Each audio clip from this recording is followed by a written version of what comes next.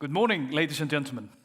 My name is Edward Huybens, and I'm going to talk to you today about tourism and climate change through glaciers and pebbles. Yes, indeed, those tiny little stones that you find on a beach sometimes. Now, when we talk about tourism, I will claim that we're all tourists all the time. Probably what you associate with tourism is travel, going somewhere exotic, sitting on an airplane. And I bet everyone in here has been on an airplane, even several times a year. Well, maybe until now, during our most recent times. But if I couple tourism and climate change together, you may see that very airplane taking off in a haze of its exhaust, the contrails in the sky from the dense air traffic over Europe and America, for instance, packed beaches, crowded city centers, littered beaches, littered oceans, over-tourism, the problems that we see. Now, if I talk to you about glaciers, what you may see is vast white expanse with a blue horizon, crisp air, cool, blue waters, beautiful, divine. But when I couple glaciers and climate change, you may see a crumbling mountain of ice, a calving iceberg into the sea, and maybe a sullen-looking polar bear sitting on an ice floe that is steadily diminishing. And indeed, glaciers are like a thermometer to global temperatures. They're our best measure of it. So if global temperatures are going down, the Earth is cooling, glaciers will grow. From the mountaintops, they'll start creeping down the mountain like fingers, like slow-moving rivers of ice that go down the mountainside, crushing everything in its way, shifting the landscape, breaking everything up, transforming it. But then when global temperatures rise, that very same glacier will crawl back up the mountain, and then even to the mountaintop and even disappear. And that's indeed what's happening today. Glaciers worldwide are disappearing. In the Himalayas, in the Andes, in the Alps, in the Rocky Mountains, they're all disappearing. Slowly but surely, some have already disappeared. As the glaciers disappear, they are indicative there of climate change. They are our canaries in the coal mine. And now glaciers, as such, I was learning about this myself. To become a geographer, over 20 years ago, at the University of Iceland, my home country, we were taken to one of these glaciers to see this process in action. The glacier Sólheimajökull we visited.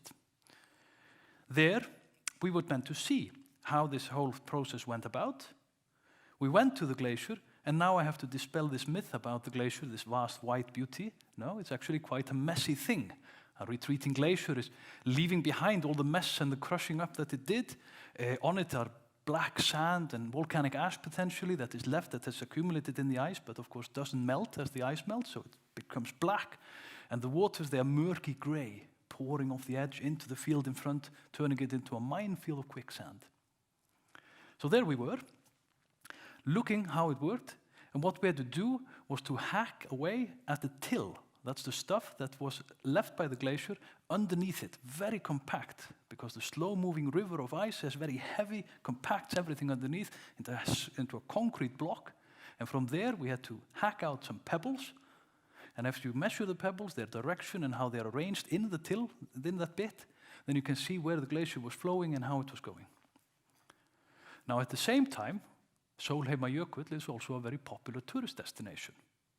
So whilst we were there hacking away at the till, you would have tourists coming in buses and rental cars, offloading, walking towards the glacier, taking a picture, uploading it and sharing it with friends and family. Indeed, a highlight to come to Iceland to see ice. So they snap a picture, share, been there, done that. Come up to the ice, wash away the blackness, take a piece of it, put it in a drink or even bite at it, strap on some crampons and walk on the ice. Been there, done that. Off they went then. Several groups like this. And off they went to the next attraction and to the next experience. And indeed, this is how global tourism works. Mostly. People taking away at experiences and must do things.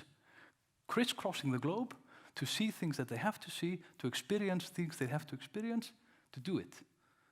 Been there, done that. Sharing it with friends. Telling everyone where I've been. That's international tourism. And how it is growing year on year. Every year more people travel internationally than the preceding year. As the World Meteorological Office says, another year, another record when they talk about global temperatures. Tourism is on the same trajectory, on a growth trajectory. The temporary halting now is, I think, only temporary, to be honest. But the tourism, the going out, that this growth of tourism is all about this experience, which is instantaneous. You know the concept of planned obsolescence. Basically the idea that things, they always last shorter and shorter. They're always meant to break sooner and sooner so you can buy more. You have to go out and buy a new washing machine every 5 years, every 4 years, every 3 years, because it's planned into it. It's designed this way, to break, so you have to buy more.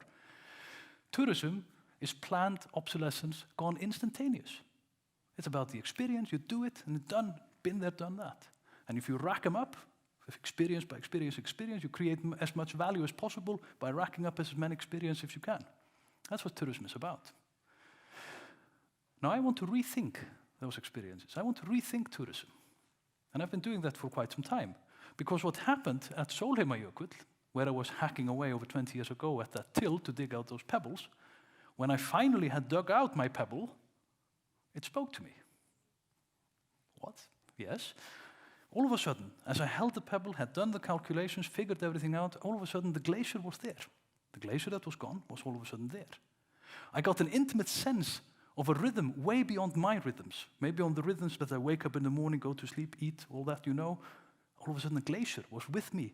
The rhythm of it advancing, retreating, in correlation with global climate change fluctuations for decades, for hundreds of years even. All of a sudden I felt that. I could see it, I could sense it. In the very same way, I got an intimate connection to the ground which had been turned up and torn about by the glacier itself. The pebble awarded me an earthly attachment, an earthly connection, at the same time as it afforded me a window into different temporality, more than human rhythms, more than human temporalities, a sense of it. Quite an amazing moment, of course, quite the epiphanous moment. And I've been thinking for a long time, how can that tell us about tourism? And for this I conceived of 3 destinies for tourism, or 3 futures for tourism. One, we can call non-carbon tourism. Basically traveling without using fossil fuels. And then it becomes about the journey. Because not traveling with fossil fuels, for instance, spells doom to the aviation industry. There are no real alternatives to fossil-based fuels for the aviation industry. So it means that instead of going on an airplane from Amsterdam to New York in the 8 hours, you take a yacht. It's been done many times, it takes 2 weeks, but it affords you surely an intimate connection with the sea, even if you're seasick. It affords you an intimate connection with the sun, with the air, with your crewmates, with yourself. It takes time, so it becomes about the journey. Now imagine also taking the train from Amsterdam to Copenhagen. It takes 12, 14 hours, as opposed to 1 hour in the air with the airplane. Taking the train, you sit back. You might even strike up a conversation with the person next to you, read a book, drink a coffee, see much more of Europe than you would ever from the air. Or we could bike to Bonn. Takes 2 days, instead of a couple of hours with the car, from here at least. So you bike to Bonn, but then you will get an intimate sense of the lay of the land, the air, the wind, the rain, the drizzle, the sun. The land will settle in your body in stiff muscles. You really get to know it. It really becomes you. You might even encounter a pebble. You can stop, pick it up, see what it has to say. The second tourism destiny that I see is about then the destination. It's about the place. It's about your backyard. We don't have to be traveling all the time, all the far-flung corners of the world to gain those experiences that we seek. They might just as well be in your backyard. Have you ever met your neighbor? She might be as exotic as a New Guinean tribesman. Can you name the plants in your backyard? Have you met all the animals that live in and around your house? You'd be surprised. Have you felt the warmth of the sun in your own backyard? Have you seen how blue the sky is from your own roof? Have you tasted the food in your fridge? Really savored it? Allowed yourself time? Have you been to the restaurant around the corner? Or the new cafe that just opened a block away? Have you really tried this? Have you really been? Really been?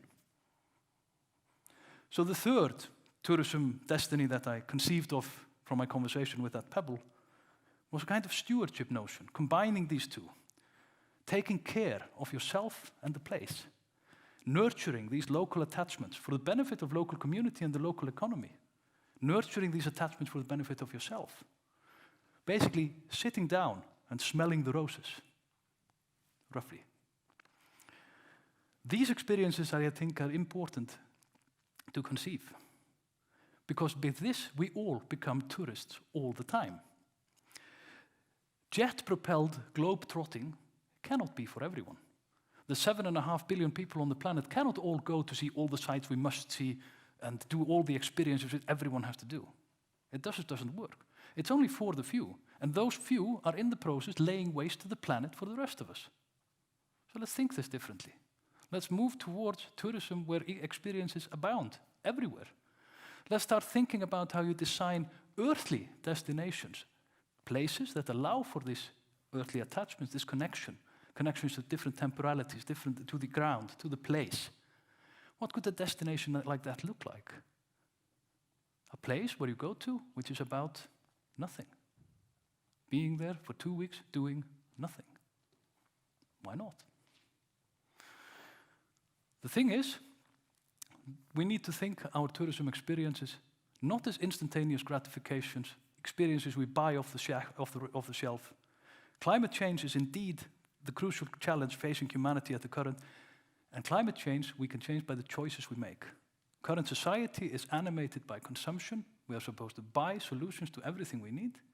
I'm challenging you now to think differently about this, about consumption, from a tourism perspective. Tourism is not the biggest emitter of global greenhouse gases, but it's indicative. The way in which we practice tourism today is indicative of the core of the problem, which is the way in which we consume the aspirations and the desires we seek gratification for. So to end, I challenge you to go out there, find your pebble, and allow it to speak. Let's see if you can listen, or if you find something to hear. You'd be surprised. Thank you.